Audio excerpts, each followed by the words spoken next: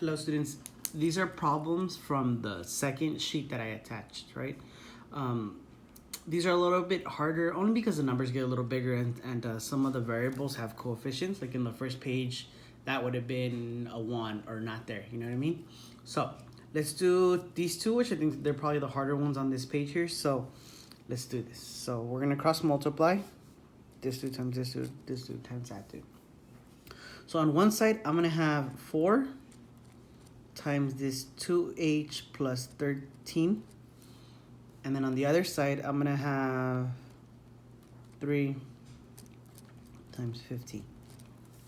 Cool? So just those pieces are multiplying each other. So I'll multiply here and here. This will give me 8h, and this one will give me 40, and 12 gives me 52. Over here, 3 times 15, this gives me 45. Okay, so this was step 1 to actually set up that the cross multiplication. This is pretty much step 2, the distribute step.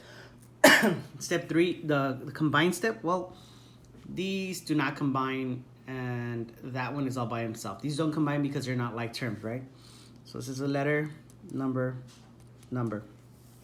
So you see here on the left, we have letters and numbers together. That means we are going to have to do step 4, which is our separate step, and our tools are plus or minus only, right?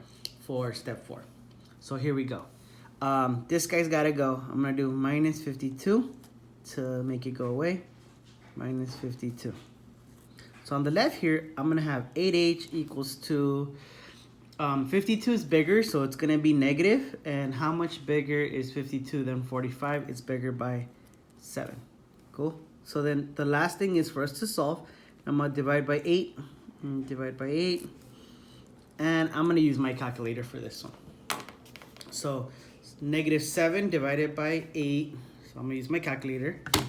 7 divided by 8 will give me 8.75. So 0.875, right? I'm sorry, right? And it's negative because we have a negative divided by a positive, right? Remember, different sign, negative answer. Okay, so that's our answer. Cool? All right, now let me do, actually, let me jump up to number 7 instead, just because there's a minus in there. So it'll be this guy times this guy, and then this guy times that guy, okay? So here we go. So on one side, I'm gonna do 6,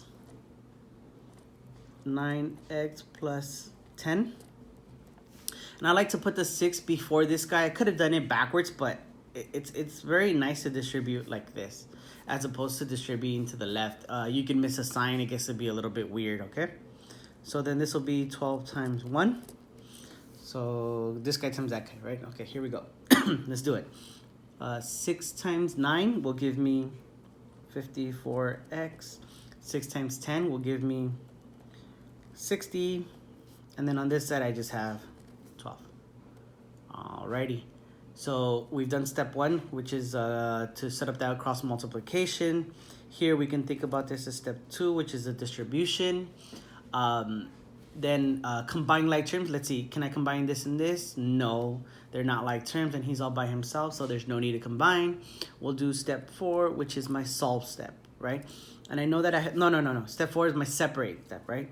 This is a letter, number, number.